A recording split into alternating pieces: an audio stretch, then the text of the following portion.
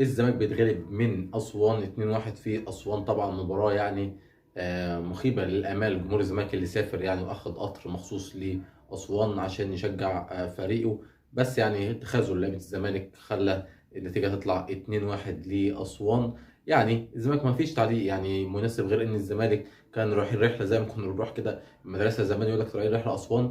هو جمهور لعيبة الزمالك كانت رايحة رحلة بالظبط كده، وطبعا واكلين حلويات بقى رأس السنة وكده، واتفاجئوا بفورمه لعيبه اسوان ومدرب محترم زي الكابتن ايمن مدرب نادي اسوان. فهو ده اللي حصل شوك يعني صدمه للاعيبه الزمالك من تنظيم نادي اسوان، ومدرب محنك الصراحه جدا خلى الجيم كله في ايد نادي اسوان. وتحيه الصراحه لفريق اسوان على اللعب اللي لعبوه.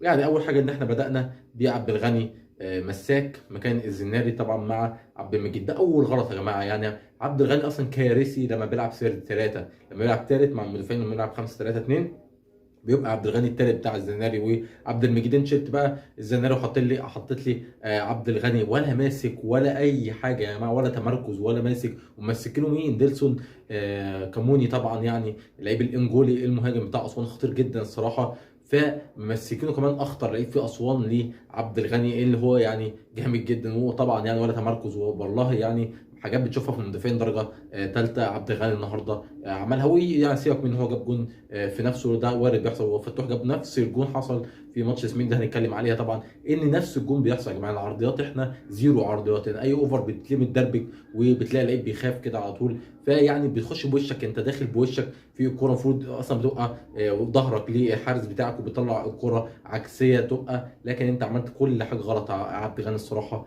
يعني كالعاده عبد الغني بيغزلني. عبد الغني ما شفتلوش ماتش كويس ليه مع الزمالك الصراحه من فتره يعني. ولا تمركز وممسكينه اللي هو اخطر مهاجم بيلعب في اسوان. فيعني بدايه القصيده انك بتلاعب عبد الغني طبعا مساك.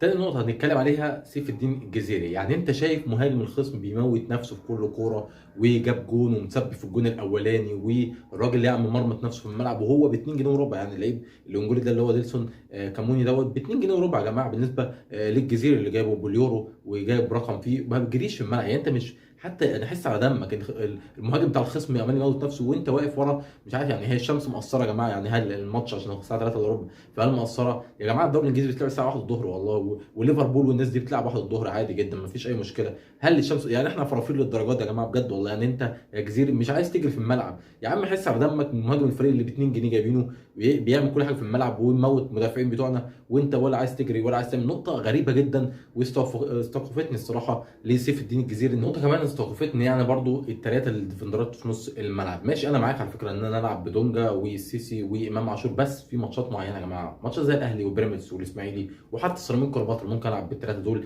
هيأمن لي نص الملعب اكتر وهسيب هجمه لو امام عاشور فايق. بس امام عاشور النهارده يا جماعه سيء للغايه، والشوط الاول والشوط الثاني بيلعب بمزاجه وبيشوط الكوره من نص الملعب. كان في كوره في الشوط الاول في اول 10 دقائق بعد ما دخل فينا الجون الاولاني، والكوره جات له مرتده من مهاجم الجزيري ريحها له، وكان زيزو فاتح له خالص تحت الشمال يديله الكره زيزو هيروح يجيب جون، راح شاطها وبيعتذر عادي. يعني عادي جدا اللي هو الموضوع ايزي. يعني يا جماعه ازاي يا جماعه؟ يعني انت يعني احس يبقى عندك مسؤوليه شويه. زيزو الشوط الاول الصراحه ولا ولا باص صح، ميس باص، وبالتالي كان بيعمل علينا هجمات خطيره جدا لنادي اسوان. ويعني الصراحه امام عاشور كان نقطه فارقه ان هو كانش دايما. امام عاشور ما بقاش في يوم على فكره يا جماعه ازاي بيحصل فيه مشكله، بالذات لما تبقى معتمد عليه ان هو رقم 10 في الفريق. طبعا انا بقول لك مع 3 ديفندر بس في ماتشات معينه، ماتش زي ده تلعب باثنين ديفندر وتلعب بقى برقم 10 يا جماعه. يعني كنت لعبت بس ما نبيه وش كمان رقم 10 يا عم، بالذات ان انت في كلام ان عبد الله السعيد جاي لنا.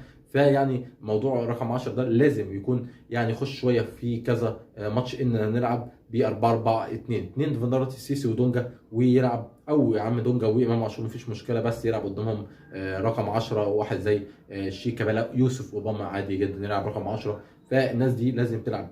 كنت بدات الماتش ده كان هيبقى فيه فرق يعني الصراحه في الاداء لنادي الزمالك. نقطه كمان برضو يا جماعه، يعني بعد ما الزمالك جاب الجون، الزمالك جاب جون في الدقيقه 55، يعني عندك يعني اكتر من نص ساعه واكتر من 40 دقيقه بتلعب، 40 دقيقه بوقت الضايع بتلعب، المفروض تضغط بقى. فين يعني بعد الجون ما يخش بوش بوش بوش؟ فين الكلام ده يا جماعه؟ فين انك انت زي ما بيحصل في اخر 5 دقائق بتقعد تضغط للفريق وتخليه في نص ملعبه؟ ما تعمل كده اول ما تجيب جون. ليه دايما قعدت بعد ما جبنا جون بطء رهيب جدا وتحضير؟ ليه ما فيش مفيش ضغط في كل المراكز يخشوا ويخلوا اسوان في نص الملعب زي ما بنشوف فرق تانيه يعني بدون ذكر اسماء، بس اول ما بيجيبوا الجون الاولاني بتلاقي هيجان في الملعب. ده مش ما حصلش الصراحه من الزمالك، والزمالك استنى لحد اخر 10 دقائق عشان يعني يبين ان هو ضاغط الفريق. لا يعني ده برضو خلي بالك همدان من اللعيبه وتعب من اللعيبه ان هو ما يعرفش يضغط بكل مراكز في الفريق. ده خلى اسوان مسك كوره بعد الجون الزمالك، واكن الموضوع كان 2-0 زي ما هو، واسوان لعب عليك الصراحه جيم حلو. انت فوق كنت ضغطت بعد الجون الاول للزمالك، ضغط ضغط ضغط من كل المراكز، حتى لو تقعد ترفع وتسقط في ال 18 وخلاص يعني سقط واعمل اي هجمه تخلي الفريق الثاني قاعد دايما ورا ودايما خايف منك. لكن انت ما عملتش كده، كنت الموضوع هادي جدا واستني لحد اخر 10 دقائق. طبعا الموضوع فات ويعني ضيعنا جوان غريبه والله. زيزو عمل كذا كوره وكذا عرضيه حلوين، لو كان عبد المجيد استغلها او سامسون كان استغلوها كان جبنا التعادل. بس يعني درس بنتعلمه طبعا تاني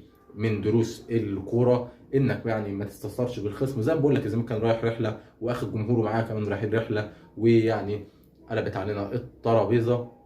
ده يعني الحاجات المختلفه في الماتش. طبعا احنا عارفين مش هنقعد نحلل بقى الماتش ونقول لك الزمالك، طبعا انتوا عارفين اسلوبي، انا بجيب لك حاجات مختلفه في الملعب من وجهه نظري شايفها مختلفه، وان شاء الله يعني تتحسن الماتشات اللي جايه. يعني يا رب يكون الفيديو عجبكم ونشوفكم على خير ان شاء الله، وماتش الزمالك اللي جاي.